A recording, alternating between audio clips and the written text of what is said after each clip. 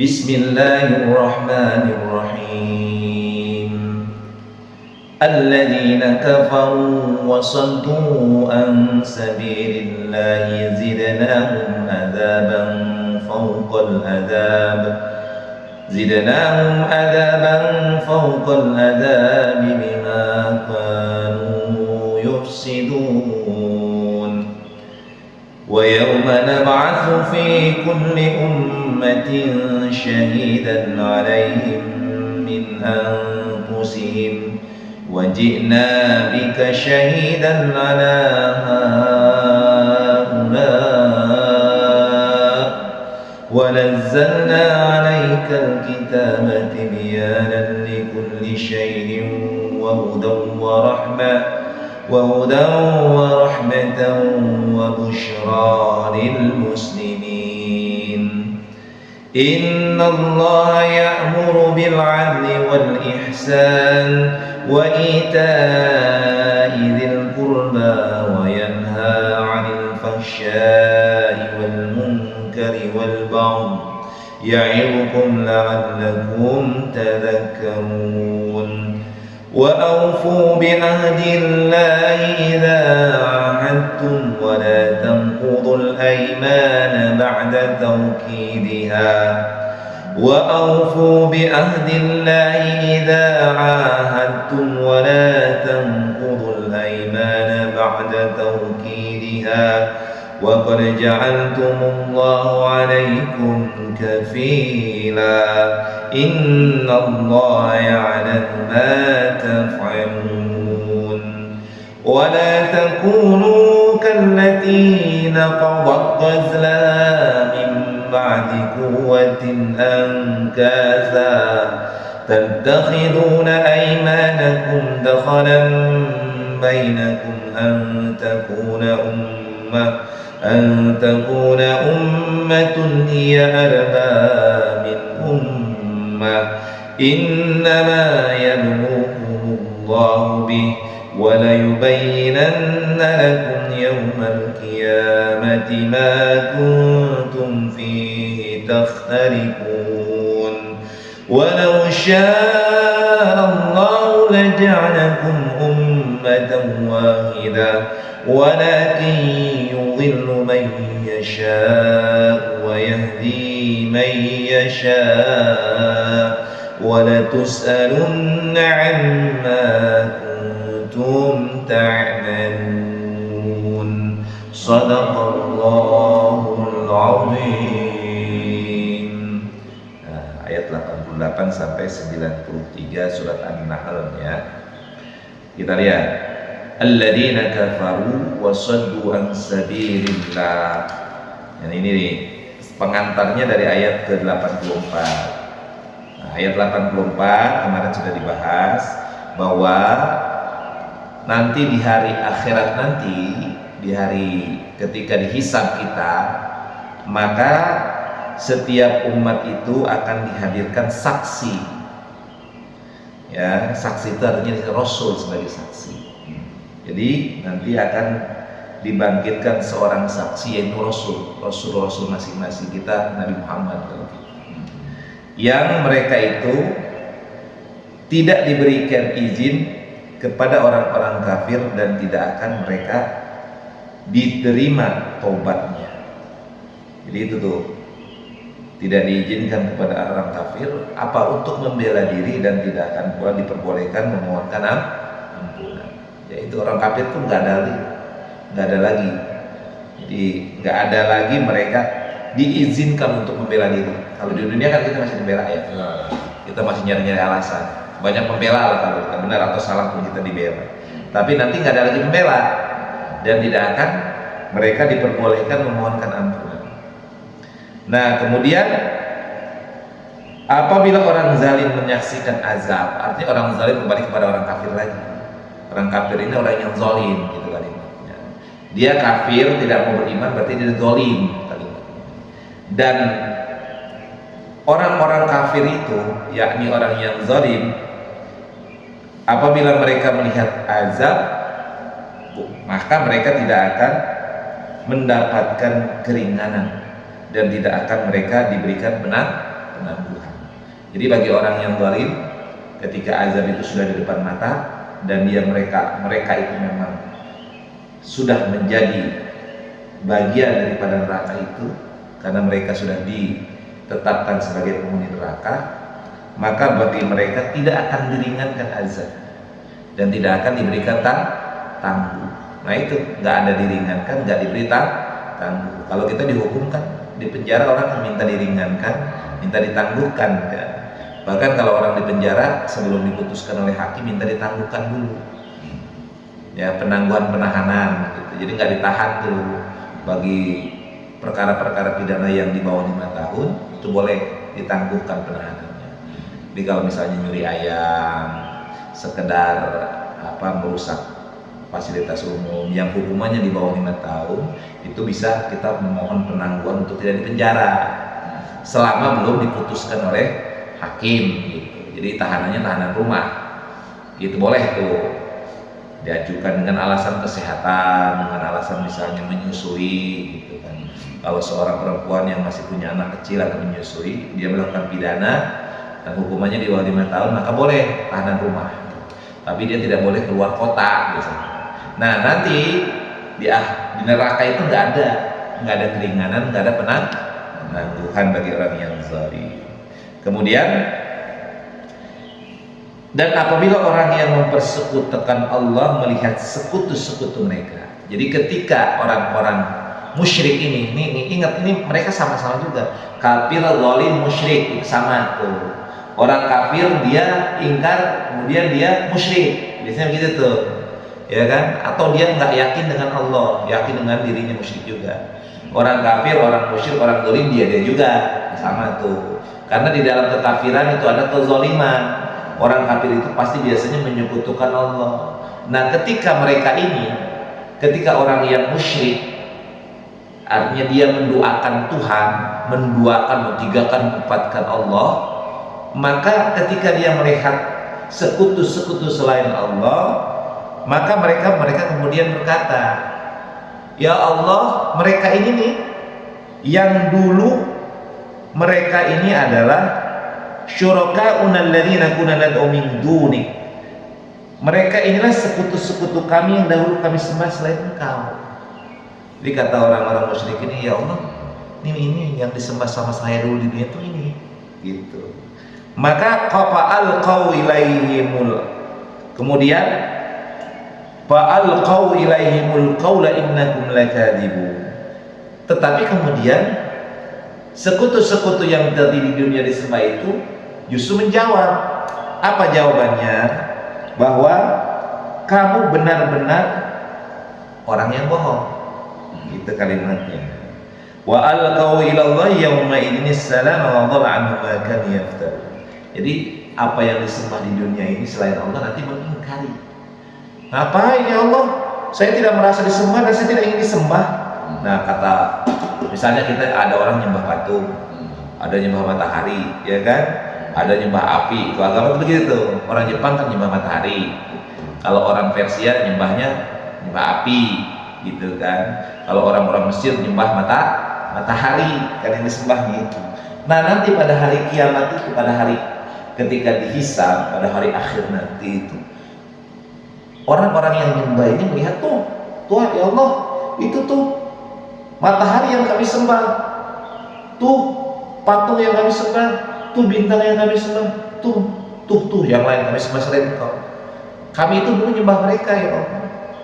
Maka kata yang mereka sembah itu, kata matahari, kata patung, enggak ya Allah, kami enggak merasa dan enggak ingin disembah. Mereka aja yang bodoh nyembah kami, gitu.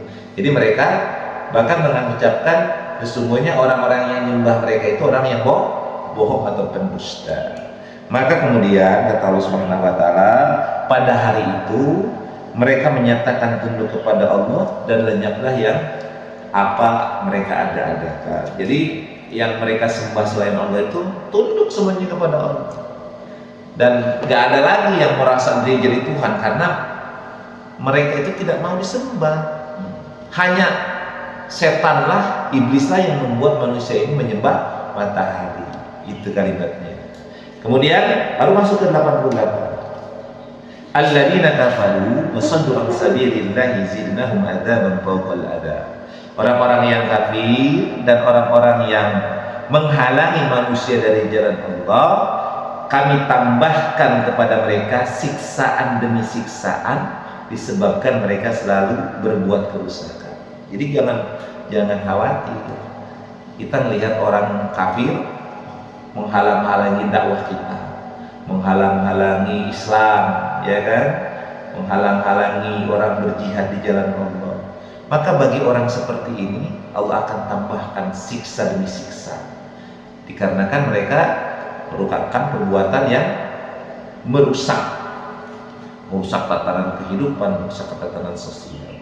Kemudian wa yauma nab'atsu fi kulli ummatin syahidan 'alaihim min anfusihim wa ji'na bika syahidan 'ala haula'i. Dan ingatlah pada hari ketika kami bangkitkan, kata Allah, pada setiap umat seorang saksi atas mereka dari mereka sendiri. Itu artinya saksi itu siapa? Ya kembali kepada Rasul itu. Jadi kan Rasul itu kan diutus kepada kaumnya, kepada umatnya. Maka yang akan menjadi saksi ya Rasul itu. Dan kami datangkan engkau wahai Muhammad SAW menjadi saksi atas mereka. Nah, Nabi ini menjadi saksi bagi mereka juga. Jadi, dan kami turunkan kitab Al-Quran kepadamu untuk menjelaskan segala sesuatu sebagai petunjuk, sebagai rahmat dan kabar gembira bagi orang-orang yang berserah diri. Nah, bagi orang Islam kita punya Al-Quran. Maka Al-Quran ini adalah tibyanan. Fungsi Al-Quran ini tibyanan. Apa itu tibyanan? Yakni Al-Quran itu merupakan menjelaskan segala sesuatu. Jadi kalau kita punya masalah atau kita ingin tahu tentang hal apapun dalam kehidupan dunia dan akhirat, maka tanya Al-Quran. Nih, padahal pengen tahu tentang bagaimana bekerja dalam Islam, tanya Al-Quran. Ada nggak dalam Al-Quran menjelaskan itu? Bekerja dalam Islam harus bagaimana? Ada nggak? Ada, pokok-pokok inti-intinya ada. Nanti dijelaskan oleh hadis. Al-Quran itu dijelaskan oleh hadis, tapi pokok-pokoknya bekerja harus jujur, bekerja harus optimal dan maksimal, bekerja harus ikhlas. Ada nggak tuh? Ada nggak? Bekerja harus karena Allah, ya kan? Bekerja harus sesuai dengan aturan Allah. Nah, itu caranya bekerja. Sekarang dalam rumah tangga kita pengen tahu bagaimana rumah tangga dalam Islam, ada nggak? Dalam Al-Quran ada. Pengen tahu bagaimana cara berdagang dalam Islam, ada nggak? Ada dalam Al-Quran. Pengen tahu cara berpolitik dalam Islam, ada nggak? Dalam Al-Quran ada. Apa sih yang nggak ada dalam Al-Quran? Maka Al-Quran ini adalah penjelasan segala sesuatu tentang urusan dunia dan akhirat. Padahal pengen tahu tentang nanti kalau sudah mati apakah hidup atau akan tidak. Tanya mana Al-Quran, ada nggak? Ada. Komplit semua. Apapun tentang masalah kita dalam kehidupan dunia dan akhirat, tentang kehidupan dunia dan akhirat, itu Allah menjelaskan dalam Al-Quran. Tibyanan likulli syai'in wa hudan, petunjuk, rahmat dan kabar gembira bagi orang-orang yang beriman atau orang-orang yang muslim yang menyerahkan dirinya kepada Allah. Kemudian innallaha ya'muru bil 'adli wal ihsan. Sesungguhnya Allah memerintahkan atau menyuruh kamu berlaku adil dan ihsan, berbuat kebajikan. Wa ita'il qurba, memberi bantuan kepada kerabat dan melarang melakukan perbuatan keji, kemungkaran dan permusuhan. Allah memberikan pengajaran kepadamu agar kamu dapat mengambil pelajaran. Ini perintah bagi kita. Bagi kita hamba Allah diperintahkan untuk adil dalam memberikan putusan. Jadi adil kita. Ketika kita sebagai seorang ayah harus adil, ketika seorang suami harus adil, ketika kita sebagai pekerja harus adil. Kita diperintahkan untuk adil dalam segalanya. Wal ihsan, ihsan itu artinya adalah artinya sesuatu yang dikerjakan berbuat kebajikan. Apa khair dengan ihsan? Ihsan itu begini. Kalau orang yang berbuat ihsan itu melakukan suatu pekerjaan itu benar-benar seolah-olah jadi awasi Allah. seolah-olah dia tuh hadir di depan kita. Itu ihsan. Karena ada orang bekerja, kalau nggak ada dilihat oleh pimpinan, kerjaannya amburadul, ya kan. Tapi kalau ada pimpinan atau ada pemilik perusahaan, kerjanya malas-malasan, kan gitu kan. Ada dilihat dia semangat, nggak ada lihat dia malas. Nah itu orang pekerjaan biasa-biasa. Ya, orang begitu nggak bisa dalam Islam. Kita bekerja itu ihsan. Ihsan artinya ada tidak adanya siapapun yang melihat kita, maka kita merasa bahwa Allah melihat kita. Sehingga pekerjaannya akan dilakukan dengan ikhlas. Pekerjaannya akan dilakukan dengan sungguh-sungguh gitu. Nah itu namanya ihsan. Jadi bukan bekerja asal-asalan gitu kan. Banyak orang begitu tuh, ya kan? Kalau dilihat sama orang, kerjaannya lincah gesit, wah kelihatan luar biasa. Giliran nggak diliatin, wah santai, ya kan? Ada sampah di depan mata cuekin, ada hal-hal yang membahayakan dicuekin. Nah itu nama pekerjaannya yang baik. Itu namanya buruk. Maka buruk itu lawannya baik. Kalau orang buruk itu baik. Baik itu artinya biasa-biasa saja. Padahal misalnya bekerja masuk jam 7, pulang jam 8, masuk jam 8, pulang jam 8. Itu namanya baik tuh, tepat waktu. Tapi belum ihsan. Kalau ihsan itu padahal bekerja dari jam 8 sampai jam 8, lahirkan ketulusan dan keikhlasan. Kemudian bekerjanya seolah-olah diawasi. Nah itu, jadi bekerjanya benar-benar dengan hati lah itu kalimatnya. Yang gampang itu, yang disebut ihsan itu bekerja dengan hati. Artinya bekerja dengan penuh kesungguhan dan ketulusan. Kemudian diperintahkan kita juga untuk memberi bantuan kepada kerabat. Kerabat. Jadi kerabat itu siapa? Kerabat itu qarib itu teman dekat kita, saudara dekat. Siapa kerabat? Ya bisa adik, bisa kakak, bisa uwa, bisa bibi, keluarga kita. Nah, keluarga kita, teman kita termasuk di dalamnya. Nah, kita diperintahkan untuk memberi bantuan kepada kerabat. Wa yanha 'anil fahsya, dan Allah melarang kepada kita berbuatan keji. Apa itu berbuatan keji? Contoh apa keji? Itu bukan keji, itu mungkar. Ingkar. Kalau keji itu berzina, homoseksual, perbuatan mutilasi, perbuatan yang melampaui batas. Untuk ini orang kan sudah punya istri, gitu kan. Nah nanti orang keji itu melebihi jahatnya, gitu. Jadi orang yang jahat lebih jahat dari keji, ya kan. Orang yang membunuh dia jahat, tapi orang yang membunuh dengan mutilasi itu keji, itu kalimatnya. Jadi melarang perbuatan keji, perbuatan yang kejam, yang di luar batas peri kemanusiaan. Ya kalau orang membunuh dar nanti selesai, tembak dar gitu misalnya. Orang kita membunuh dengan senjata dar, mati. Tetapi setelah mati dimutilasi, diambil jantungnya, itu keji namanya. Gitu. Paham ya? Jadi keji itu jahat di atas jahat. Kejahatan di atas kejahatan. Kemudian melarang juga fahsya, ya, di mana Allah melarang kita berlaku fahsya wal munkar, kejahatan, kekejian. Apa itu al-fahsya? Al-fahsya itu sesuatu pekerjaan yang mana pekerjaan itu mengandung keburukan bagi kita dan orang lain. Itu fahsya. Contoh apa? Orang misalnya alam yang sudah bagus dia rusak, itu kan membuat rusak semua. Wal mungkar itu adalah pengingkaran dari sebuah aturan. Misalnya orang suruh sholat tapi kemudian nggak mau sholat, orang suruh puasa nggak mau puasa, nah itu mungkar namanya. Jadi makanya ada amar ma'ruf nahi munkar. Ma'ruf adalah kebaikan, munkar adalah keburukan. Nah begitu. Kemudian demikianlah Allah memberikan pengajaran kepada kita supaya kita menjadi orang yang mengambil pelajaran atau berzikir, mengingat. Belajar itu kan mengingatkan. Orang belajar lagi adalah mengingatkan. Padahal belajar, kalau belajar di situ tuh artinya mengingat, memahami, nanti mengamalkan.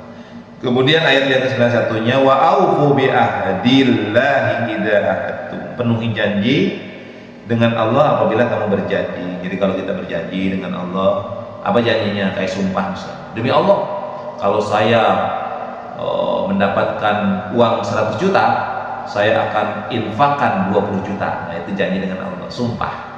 Maka penuhi sumpah-sumpah itu. Dan janganlah kamu melanggar sumpah setelah diikrarkan. Nggak boleh. Sedang kamu telah menjanjikan Allah, menjadikan Allah sebagai saksimu terhadap sumpah itu. Sesungguhnya Allah mengetahui apa yang kamu perbuat. Jadi kalau kita bersumpah, berjanji, jangan diingkar. Artinya bersumpah atas nama Allah gitu kan. Kan kalimat kayak misalnya pejabat nih, demi Allah saya akan melaksanakan tugas dan kewajiban saya dalam rangka melayani, mengayomi rakyat saya. Bersumpah demi Allah dengan Al-Quran. Tiba-tiba korupsi. Tiba-tiba dia melakukan manipulasi. Nah, itu namanya berarti dia sudah melanggar sumpah dengan Allah. Nah, sumpah itu harus dikafarati, ya kan, dengan puasa atau dengan mengeluarkan infak sedekah. Ada nanti kafarat-kafaratnya, ya kan. Maka kalau bersumpah itu hati-hati, jangan jakat dikit-dikit demi Allah, demi Allah, demi Allah. Ketika kita bersumpah dengan demi Allah, berarti konsekuensinya itu berat sekali. Ya. Kemudian apa namanya? Wala takunu kallatina qadat ghazlaha, ayat 92-nya.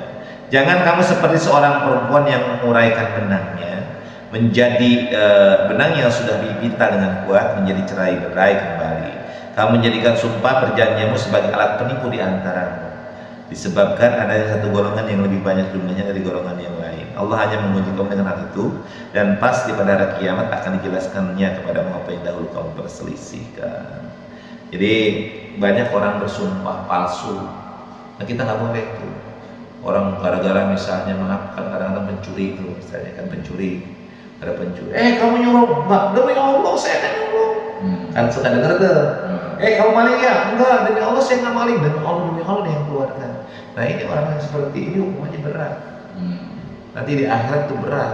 Bersumpah untuk menyelamatkan diri, bersumpah palsu, maka hukumannya berat. Termasuk nanti di peradilan juga, kalau kita di peradilan hukum positif, di pengadilan orang kan untuk jadi saksi disumpah. Maka orang yang bersumpah saksi palsu atau bersaksi dengan sumpah palsu, atau dia bersumpah dan kemudian sumpahnya ternyata sebagai saksi menjadi saksi palsu, dia kena pidana juga, dihukum juga kan. Gitu. Jadi apalagi Allah kan, orang bersumpah, dia bersaksi dan bersumpah ternyata sumpahnya bohong, maka ini akan mendatangkan azab dunia dan akhirat. Kemudian jangan seperti diibaratkan begini, seorang perempuan yang dia memintal benang-benang menjadi rajutan-rajutan. Jadi kalau orang misalnya, orang dulu kan kalau kita zaman sekolah, anak-anak sekarang kan pakai benang kasur tuh dibuatlah motif-motif. Tahu kan? Ada yang dibuat tas, itu kan dibuat pakai benang tuh, ya kan dirajut. Nah, setelah bagus dihancurin lagi. Nah, itu ibarat orang yang bersumpah kemudian mencederai atau ingkar daripada sumpah dan janji. Kemudian walau sya'allahu laja'alakum ummatan wahida. Kalau Allah berkehendak, tentu manusia itu dijadikan umat yang satu. Tetapi walaki yudhillu man yasha wa yahdi man yasha. Tetapi Allah menyesatkan siapa yang Allah kehendaki dan memberi petunjuk kepada siapa yang Allah kehendaki. Tetapi kamu pasti akan ditanya tentang apa yang telah kamu kerjakan. Jadi kalau Allah berkehendak, seluruh manusia, seluruh makhluk ini gak ada yang kafir. Semuanya menjadi umat yang satu, umat yang beriman kepada Allah Subhanahu wa taala. Tetapi Allah punya rencana di mana Allah memiliki aturannya sendiri, memiliki ketetapannya sendiri, yakni bahwa ada orang yang disesatkan, ada orang yang diberikan hidayah. Nah, mudah-mudahan kita adalah orang yang diberikan hidayah. Nah, kenapa? Karena hidayah inilah yang menuntun kita kepada jalan yang lurus, jalan Shiratal Mustaqim. Dan kita umat Islam sudah berada dalam hidayah Islam ini. Maka apa yang harus kita lakukan? Maka senantiasa memohon kepada Allah dalam sholat. Maka sholat kita selalu mengucapkan dalam surat Al-Fatihah, Al-Fatihah ini kan rukun. Syarat sahnya sholat kan. Kalau kalau orang nggak baca Al-Fatihah maka dia batalkan sholat. Maka rukun sholat itu sah, yaitu di antara surah Al-Fatihah. Di dalam Al-Fatihah ada ayat ihdinas siratal mustaqim. Alhamdulillahirabbil alamin arrahmanirrahim maliki yaumiddin iyyaka na'budu wa iyyaka nasta'in. Ayat yang kelimanya ihdinas siratal mustaqim, ya kan? Nah, ihdinas siratal mustaqim itu mohon kepada Allah. Ya Allah, tunjukkanlah kepada kami, tetapkanlah kepada kami, senantiasakanlah kepada kami, Engkau memberikan hidayah kepada kami kepada jalan yang lurus. Itu kita mohon kepada Allah. Sehari berapa kali? Kita minta sama Allah berapa kali dalam sehari semalam? Itu dalam sholat. Tapi kalau ya dalam sholat 17 kali dalam sehari semalam kita memohon petunjuk kepada Allah. Nah, itulah gunanya kenapa kita selalu meminta pertolongan kepada Allah. Kesimpulannya, yang pertama bahwa kita semua ini akan dimintai pertanggungjawaban nanti di akhirat. Jadi ada hari akhirat namanya. Pada hari akhirat itu semua akan dimintai pertanggungjawaban. Nanti di hari akhirat itu semua akan menjadi saksi. Dan salah satu saksi untuk kita adalah Rasul kita, Nabi Muhammad SAW. Maka kita memohon kepada Allah bahwa Rasulullah akan menjadi syafaatul uzma untuk kita. Tapi kita harus punya amal dulu. Kalau nggak punya amal nggak ada syafaat. Kita banyak amal soleh. Yang kedua, kalau kita bersumpah berjanji, penuhi janji-janji kita. Yang ketiga, bahwa kita diperintahkan untuk berlaku adil. Kemudian kita diperintahkan untuk berbuat ihsan, bekerja dengan hati. Kita diperintahkan untuk membantu saudara-saudara kita, karib kerabat kita, keluarga kita.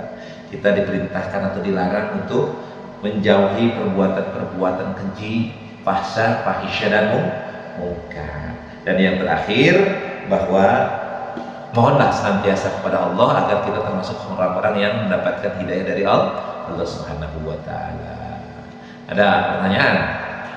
Cukup ya. Shadaqallahul azim. Alhamdulillahirabbil alamin.